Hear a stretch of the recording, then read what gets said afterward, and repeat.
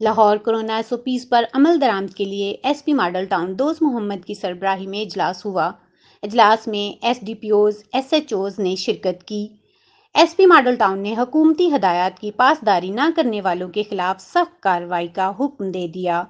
دوست محمد نے کہا کہ حکومتی گائیڈ لائنز پر منوعاً عمل درآمد کو یقینی بنایا جائے اور سماجی فاصلے سمیت ماسک کی خلاف ورزی کرنے والوں کے خلاف سخت کارروائی کریں۔ ضلعی انتظامیہ کے ساتھ مل کر کورونا SOPs پر عمل درآمد کروایا جائے اور شادی ہالز، شاپنگ مالز سمیت پبلک مقامات پر سختی سے کورونا SOPs پر عمل درآمد یقینی بنائیں۔ تھانے میں آنے والے سائلین کو کورونا SOPs بارے گائیڈ کریں۔ دوست محمد کا مزید کہنا تھا کہ پبلک ٹرانسپورٹ 50% سواریاں بٹھانے کی پابند ہیں۔ خلاف ورزی کرنے والوں کے خلاف ایکشن لیں۔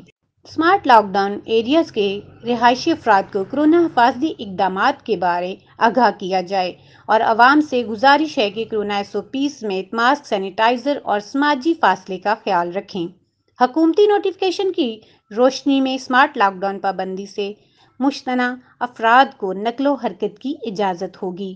کورونا SOPs پر زیرو ٹالرنس پالیسی اپنانا ہوگی۔ شاہین بیگ، صدائے لاہور نیوز، لاہور۔